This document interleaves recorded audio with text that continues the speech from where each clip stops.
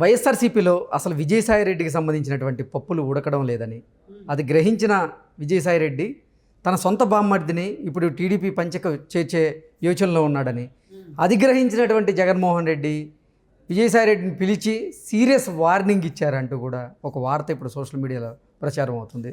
ఏమో అండి, నాకైతే నమ్మకం లేదు. ఎందుకంటే వెళ్ళిపోయే వాళ్ళని ఆపే తెలివితేటలు జగన్మోహన్ రెడ్డి దగ్గర లేవు.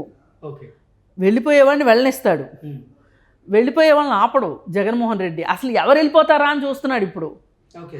ఎందుకంటే తనకి టిక్కెట్ల ఒత్తిడి తప్పుతుంది కదా.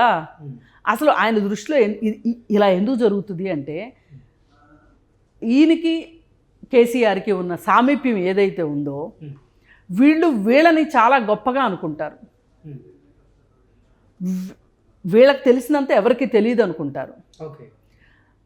వీళ్ళు పైనుంచి దిగొచ్చామనుకుంటారు, దైవాంశ సంభూతులు అనుకుంటారు. పైగా వీళ్ళకి దేవుడి అనుగ్రహం బాగా ఉంది అని నమ్ముతారు. వీళ్ళు నమ్మి ఇవాళ ఈ పార్టీ ఇలా ఉంది అంటే మేమే కారణమని నమ్ముతారు వాళ్ళు. వైసీపీ పార్టీని పెట్టింది నేను, నడిపించింది నేను, అధికారంలోకి తెచ్చింది నేను. 151 ఎమ్మెల్యేలు గెలవడానికి కారణం కూడా నేనే అనుకుంటాను. కారణం నేను. నన్ను చూసి ఓట్లు వేశారు వాళ్ళు, వీళ్ళని చూసే వేయలా ఓట్లు. ఇప్పుడు మంత్రులు కూడా కని విని ఎరగని, ఇప్పుడు ఆదిమూల సురేష్ ఉన్నాడు, ఆయనకి విద్యాశాఖ ఏదో ఇచ్చారు. అతనికి తెలీదు ఆయనకి మంత్రిత్వ శాఖ ఇస్తున్నారని. అతనేమో పైరవి కూడా చేసుకున్న వ్యక్తి కాదు. అనుకోకుండా పిలిచి నువ్వు మంత్రివి అన్నారు. అంటే అతను ఒక రకంగా గుండెపోటుకు గురైన అంత పరిస్థితి అయింది. ఎందుకంటే అతను ఊహించలా, అతను ఎమ్మెల్యే అవడమే చాలా గొప్ప అనుకున్నాడు అతను. అలాంటిది మంత్రిత్వ శాఖ ఇచ్చారు. ఎందుకు ఇచ్చారు? ప్రశ్నించని వాళ్ళు కావాలి, తెలివి తక్కువ వాళ్ళు కావాలి. చాలామంది నియంతృత్వ పోకడలు ఉన్న వాళ్ళు ఏం చేస్తారంటే ఇదే పని చేస్తారు. వీళ్ళకి ఒక తెలివైన వాడు వాళ్ళ ఎదురుగా ఉన్నాడు అంటే వాడు ప్రశ్నిస్తే ప్రశ్నను వీళ్ళు తట్టుకోలేరు. అందుకే మీరు చూడండి, ప్రెస్ మీట్లు పెట్టడు జగన్మోహన్ రెడ్డి. ప్రెస్ మీట్లు ఎందుకు పెట్టడంటే వాళ్ళు అడుగుతారు, ఏంది అలాగా వాళ్ళు వీళ్ళకి నేను సమాధానం చెప్పేది? ప్రతోడు మైక్ వేసుకుని వచ్చేస్తారు, మాదో పేపర్ అంటారు, ఓ పుస్తకం పెన్ను వేసుకుని వచ్చేస్తారు. వీళ్ళకి నేను సమాధానం చెప్పాలా? వీళ్ళు అడిగి అడదడ్డమైన ప్రశ్నలకి తిప్పి అడుగుతారు వీళ్ళకి నేను చెప్పేదేంటి? అందుకే పెట్టడు ప్రెస్ మీట్లు. ఆయన ఏకో నారాయణలాగా ఆయన ప్యాలెస్లో కూర్చొని చెప్పించే వాళ్ళతో చెప్పిస్తాడు. అది కూడా బరువు అనిపిస్తే ఓ ప్రెస్ మీట్ రిలీజ్ చేసేస్తాడు ముఖ్య కార్యదర్శులతోటి. ఆయన వైనం అది. అందుకే ఆయనకి ఎవరున్నా ఒకటే, ఎవరు పోయినా ఒకటే. ఆయన ధీమా ఎలా ఉంటుంది అంటే, కాలం కలిసి వస్తే నా మాయ పనిచేస్తే నేను పుల్ల నుంచోబెట్టినా గెలుస్తుంది.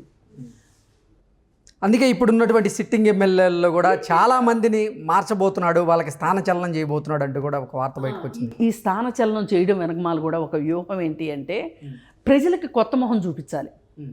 ఇదే నియోజకవర్గం ప్రజలకి ఇదే మొహం చూపిస్తే ఎట్లా? ఒకసారి చూపించాం, పైనుంచి నా ఆశీస్సులు ఉన్నాయి, నేను గెలిపించా వెళ్ళినాయి, ఇక్కడ ఎందుకు ఉండాలి వీళ్ళు? మళ్ళీ ఒక కొత్త మొహం చూపించాలి. ఇప్పుడు మీరు బ్రాండ్ మారుస్తున్నారంటారు, అప్పుడప్పుడు లోగోలు మారుస్తున్నారంటారు, పెద్ద పెద్ద కంపెనీలు చేస్తాయి ఇది. ఈ బ్రాండ్ మార్చినప్పుడు పెద్ద పెద్ద ఫంక్షన్లు చేసి ప్రెస్ని పిలిచి పెద్ద పెద్ద ఈవెంట్లు చేసి మారుస్తారు, లోగోలు మారుస్తారు. ఎందుకు చేస్తారంటారు? వాళ్ళు ఏంటంటే జనాలు పాతబడిపోయి ఉంటారు ఈ లోగోతోటి. వీళ్ళకి ఇందులో వీళ్ళు లోపల పదార్థం మారుస్తున్నామని చెప్పరు, లోగో మారుస్తారు. కానీ అమాయక ప్రజలు ఏం చేస్తారంటే లోగో మారింది అంటే పదార్థం కూడా మారింది అనుకుంటారు. అట్లాగే ఇప్పుడు జగన్మోహన్ రెడ్డి చేసేది ఏంటంటే, అతనంతా ఒక వ్యాపార దృక్పథం ఉంటుంది అతనికి, ప్రజల వైపు నుంచి దృక్పథం ఉండదు. నేను మీకు కొత్తవి పలానాయి చేస్తాను, ఇప్పుడు పోయినసారి నవరత్నాలు చేస్తానన్నాడు, ఒక కొత్త కాన్సెప్ట్ తీసుకొచ్చాడు, మనుషులు తీసుకొచ్చాడు, పెట్టాడు. ఇప్పుడు రేపొద్దున నవరత్నాల కాన్సెప్ట్ పెట్టుకుంటాడా లేకపోతే ఇంకో కొత్త కాన్సెప్ట్ పెట్టుకుంటాడా ఎలక్షన్లు వచ్చే ముందు కానీ తెలీదు. కానీ ఈలోపు ఏం చేస్తాడు? మనుషులను కూడా మారుస్తాడు. మారిస్తే ప్రజలకు ఒక కొత్త మనిషి కనిపిస్తాడు. వీళ్ళు ఇప్పుడు దాకా ప్రజల్లో ఉన్న ఒక వ్యక్తికి సీట్ ఇస్తున్నావా అంటే అది ఉండదు. కొత్త అభ్యర్థిని తెర మీదకి తీసుకొస్తారు. కొత్త అభ్యర్థిని తెర మీద తీసుకొస్తాడు. ఇతని నమ్మకం అదే. ఇప్పుడు ఇక్కడ కేసీఆర్ కూడా అదే పని చేశాడు. ఏంటి మార్చమంటే అసలు వీళ్ళకి మార్చాల్సిన అవసరం ఏంటి? నన్ను చూసి కదా ఓట్లేస్తారు.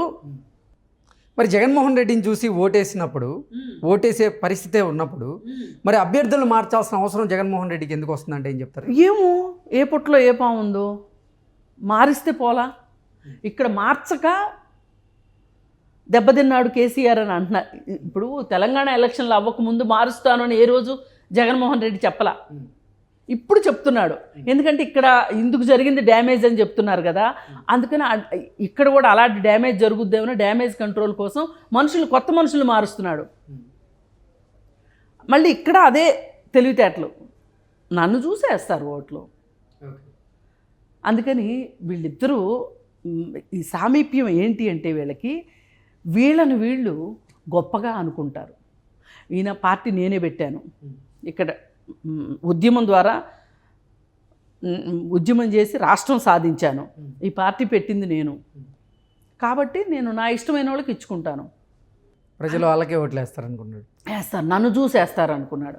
అదే మాట జగన్మోహన్ రెడ్డి అంటున్నాడు. ఇవన్నీ ఏంటి అంటే వీళ్ళకి సాక్షాత్తు వాళ్ళ పార్టీ వాళ్ళ మీద కూడా, నాయకుల మీద వాళ్ళకి నమ్మకం లేదు. నమ్మకం లేక అంతా మా వల్లే జరిగింది ఇది అనే ఒక ఉద్దేశంతో, అంటే వాళ్ళని వాళ్ళు ఎక్కువగా ఊహించుకునే జబ్బు అనమాట ఇది.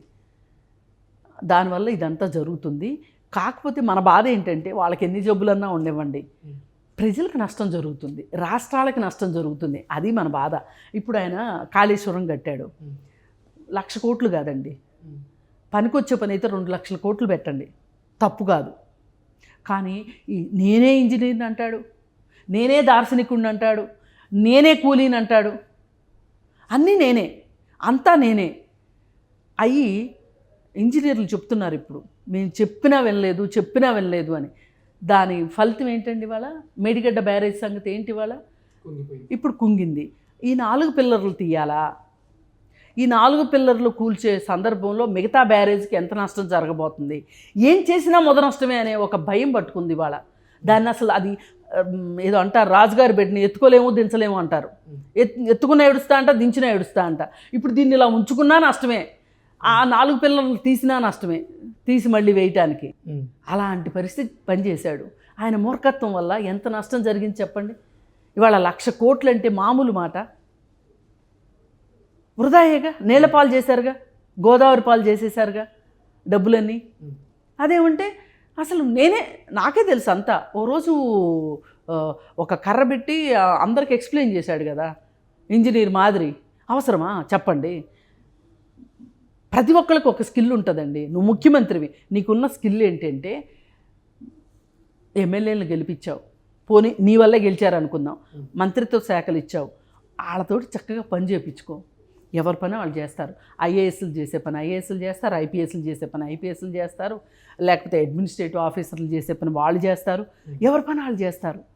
మీరెందుకు అన్నిట్లో? అంటే ఆ దిమ్ము దిలాస అంటారు కదా, తలకెక్కితే అలా తయారవుతుంది. అందుకని మీరు మీ వ్యక్తిత్వాలలో ఉన్న లోపాలతోటి, మీకు మీరు ఇచ్చుకున్న విలువతోటి రాష్ట్రాలను నాశనం చేయొద్దని చెప్పబోతున్నాం. ఇప్పుడు దీని ద్వారా మనం చెప్పేది అది.